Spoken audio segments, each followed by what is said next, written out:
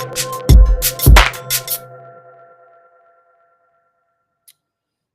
are we doing? Welcome back to another episode of Steel Talking Sports. I am your host, Jay Steele, and let's get talking.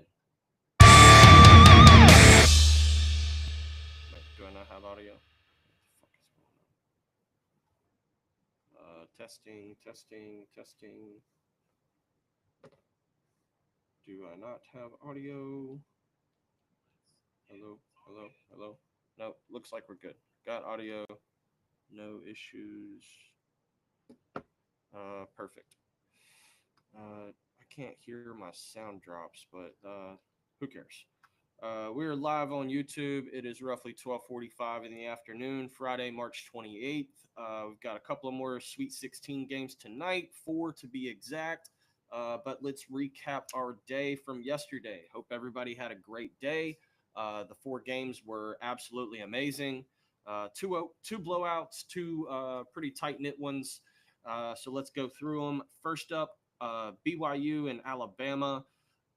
Alabama 113 to 88. Absolutely went nuclear. Mark Sears had 10 threes, 34 points, 8 assists, and 3 steals.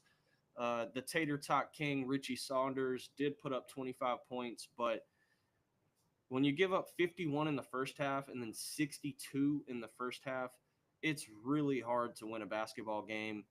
Alabama made 25 threes as a team. Very impressive. Let's see, 25 of 51 for 49%. Chris Youngblood went 5 for 11. Mark Sears 10 for 16 from 3. And then off the bench, Aiden Holloway 6 for 13. So they made 21 threes of their 25 from 3 players. Absolutely nuclear. Those guys went for 23, 19, and 34 from Sears. Great job. They didn't really even need Grant Nelson or Omar Yui Clifford. I'll just call him Cliff O, and then LeBaron Philon. They just played outstanding. We cashed the Bama minus 5.5. Started out yesterday 1-0. Second game, Florida and Maryland. This was close to start with. Maryland kept it within one possession during the first half, finished the half 40 to 38 in favor of Florida. And then in the second half, the Terps just wore down. I know they stayed out on the West Coast because they played in Seattle last week and then went to San Francisco for this game. But Florida showed their offense. They showed their depth. And Maryland just made a lot of mistakes. Silly turnovers, didn't rebound the ball as well as the previous 2 games. Let's see. 20 rebounds for Maryland compared to 42 for Florida. Just absolutely got housed on the boards. 6 of 19 from 3 for Maryland. Only shot 40% from the field. Florida, on the other hand, 50%, 11 for 28 from 3. Just 15 offensive rebounds to Maryland's 13 defensive rebounds. That's insane. Total turnovers, Florida did have 17 turnovers, but they were even with Maryland in points off turnovers. So Maryland just didn't take advantage of it. They fall to the Gators. Probably a good thing because there's a lot of questions around the coach Kevin Willard that he is on his way out to Villanova. We'll see what happens there, but he made a bunch of questionable comments in the past few weeks regarding his athletic department not wanting to support the basketball program. So I don't see there's a way that he comes back for another season with the Terps, but great job making it to the Sweet 16. Florida advances to the Elite 8. But we do cash the Florida minus 6.5 as they win 87 to 71. Third game on the slate, Arizona and Duke. Duke controlled the game for most of the game. After the, I don't know, it was roughly an even game up until both teams had about 20 points. And Duke really took off the last little bit of the second half. They finished the half on a 6-0 run with two threes to end the half 48-42. But Arizona and Caleb Love would not go away. Love goes for 35. Cooper Flagg goes for 30. Cooper had an unreal stat line, but Caleb Love was pretty damn good himself. 11 for 21 from the field, 5 of 11 from three for Love, 8 of 9 from the free throw line, 35 points, 4 boards, only 1 assist, 1 steal, only 1 foul, and no turnovers. So Caleb Love did all that he could for this team, but he just could not get any help from anybody else. Only 2 other people got into double figures, Jaden Bradley and Visar, and they still put up 93 points on Duke, but it wasn't enough. Duke put up 100. Cooper Flagg goes for 30 points, 9 of 19 from the field, 3 of 5 from three-point line, 6 boards, 7 assists, 1 steal, 3 blocks. He was everywhere. He showed why he is probably National Player of the Year, and if he wants to go to the NBA, certainly the number 1 pick. 3 other players got in double figures: Malawak with 13, Concanipple with 20, and Sion James, nice game with 16 points, 3 of 4 for the three-point line for him. Duke shot 60% from the field and 58% from the three-point line, 85% from the free throw line.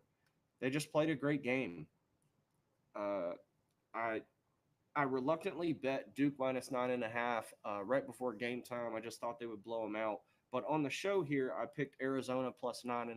So I got that right, even though I ended up betting it the other way. I just changed my mind kind of at game time. But we get the cover here on the Arizona Wildcats. They go down. Great season for Tommy Lloyd. Made a nice run in the Big 12 and got his team to the Sweet 16. Nothing to hang your head about. Really good job with that team that he had. But we started out yesterday 3-0. And then the last game, the craziest game of the day, Arkansas controlled this game for 36 minutes. And they had a 14-point lead at the 4-minute and 11 mark left to go in the second half. And then they just fell apart. I mean, I honestly thought that Texas Tech might find a way to cover this in regulation. But what a meltdown by the Razorbacks. Just went absolutely cold after the 4-minute mark. Texas Tech makes a huge rally, gets it to overtime, and then just a phenomenal play by Darian Williams. Spin move to the right hand off the glass, takes the lead. And then for whatever reason, Coach Calipari had a timeout in his pocket and chose not to use it, even though DJ Wagner crossed half court, roughly 4.5, maybe 5 seconds left on the clock. So he could have called timeout and got his team into a nice set out of bounds play and got a good shot off. They were also in the double bonus in overtime. So I think there was maybe a mistake on Cal there, not pulling the trigger on the timeout, but he's the coach, not me. Either way, he coached his ass off with the team that he had in his first year, got to a Sweet 16 as a 10 seed. Really great job by Coach Calipari. But Texas Tech survives. They survive. They needed every single bucket that Darian Williams made in the second half because he was 8 for 26 from the field, 2 of 10 from three. Still found his way to 20 points, 9 boards. So did JT Toppin, 20 points, 9 boards. He had 5 blocks. Unreal job, unreal comeback. Great coaching by Grant McCaslin for Texas Tech. Really impressed by the comeback. There's not a lot you can say about that, and really upset by the letdown on John Calipari and the Razorbacks. I mean, they dominated that game for the first 36 minutes, and then the last 4 minutes of the second half and the 5 minutes in overtime, they let it slip away. But hats off to Texas Tech. Great job on making a comeback. We did lose the 5.5 bet there. So yesterday, Sweet 16, day 1, 3-1 record. That brings the NCAA tournament record to a 29-23. So a little bit above water. We got some breathing room here for Friday night. But let's get cracking on the Friday night games. And here we go. Beautiful.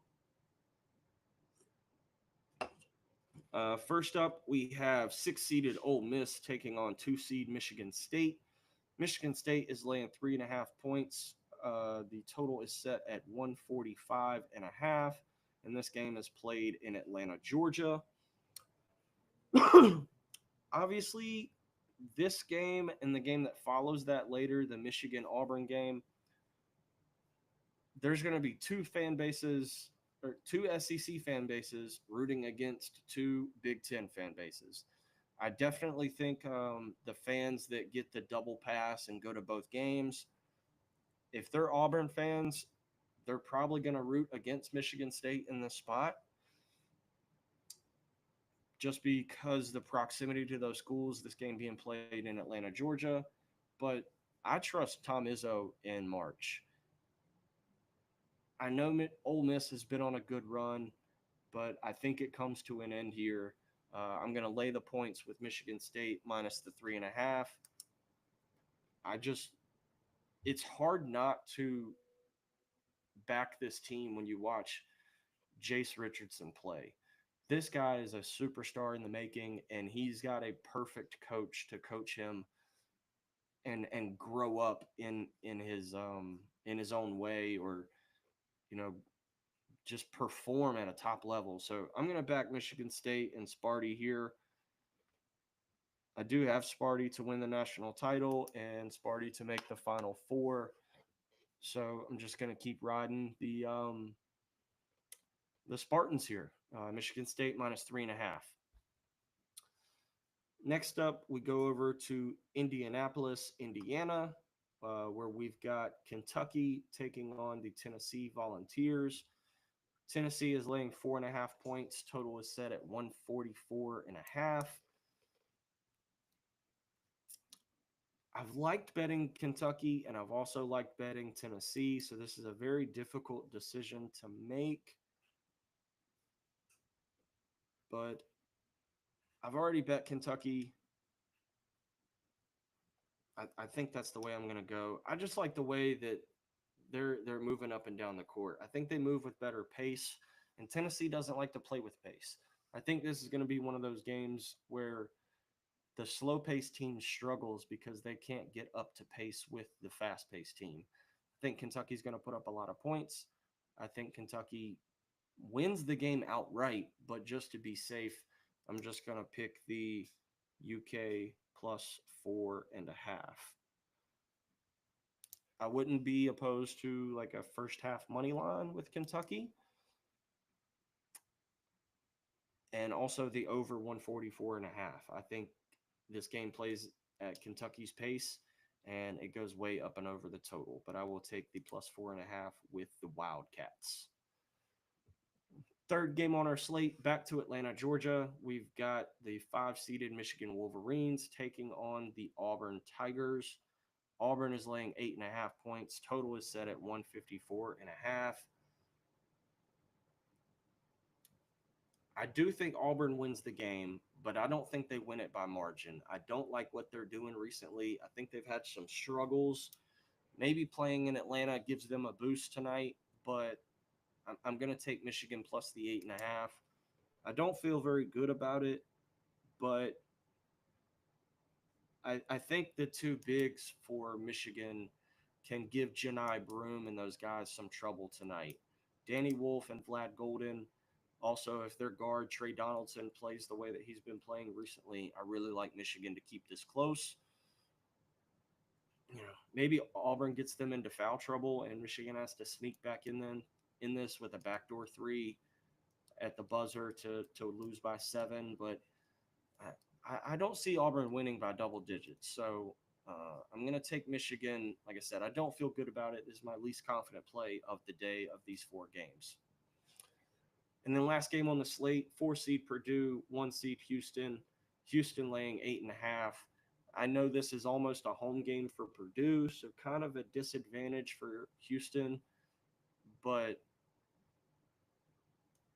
Kelvin Sampson, much better coach, in my opinion. He's going to have his guys ready to go. They're going to defend like crazy, and they're going to get offensive rebounds, defensive rebounds. Um, I think they run away with this one early. I would not be surprised to see Houston covering this number at the first half and win by 20. Total is set at 132 and a half. That clearly means that this is going to be played at Houston's pace or Houston's style of game where they could beat you 70 to 45 and just choke you out, not let you score. I know Purdue's a good offensive team, but I think it comes to an end here. Houston minus the 8.5. Feels weird taking 1 8.5 with Michigan and then laying an 8.5 with Houston, but I think that's proof of how the 2 1 seeds are playing right now. Houston's playing much cleaner basketball, much more aggressive and free at the same time. Auburn's playing a little tight. I don't think they're playing as loose as their 30-5 record would indicate. So that's my reasoning on being on 1 8.5 and not the other. And that wraps up the 4 games that we've got for Friday night. Keeping this episode nice and short. I've got to eat some lunch here and then also get on to work. But hope everybody enjoys these picks. Please like, subscribe, drop a comment. I would really appreciate it. And thank you for listening. Much appreciated. Hope you guys have a good weekend. I will be back later tonight to recap these 4 games and get you set for the 2 Elite 8 games tomorrow and the games on Sunday. So hope everybody has a great night. Please gamble responsibly. And I will catch you next time. Peace out.